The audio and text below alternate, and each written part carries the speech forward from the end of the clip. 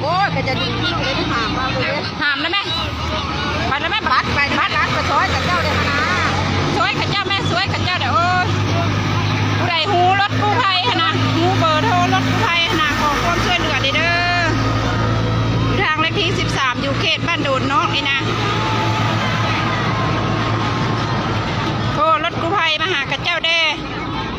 หูจักเบอร์ถ้าค่อยบุหูจักเด้อ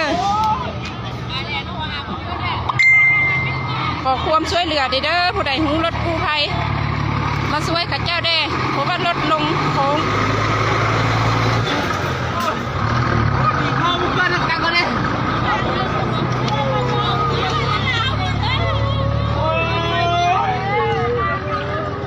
มียาดมเพื่อกับเจ้าดมได้ไหมตู่กับว่าได้จับมาคือมันนั่งนั่งไง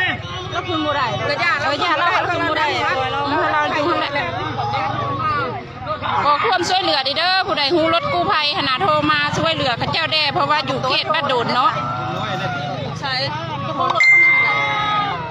อยู่เขตบ้านโดนเนาะเด้ออยู่เขตทางเลขที่13บนทางเข้าโรงงานอันขายอย่างเขาลุงพันนี่นะเจ๊พันเก่านี่นะอันนั้นโทษรถอันนั้นกู้ภัยมาหรอบ่พวกกับคันนั้นนะแล้วจังเด้อกระเจ้าโทษโอ้ก็ตามข้างหลังคือตีตะกาไม่เนี่ยรถปีนไปทางหลังตีได้ไหนลงมาทางมันปีนเลยปลาสักสันเลยเนาะไปจากซีเนาะมันขึ้นพุ่นมันปีนนะโอ้คันนั้นวะคันไหนคันนี้เลยโอ้เละโค้งกลับเนาะเจ็บสาหัสหลายคน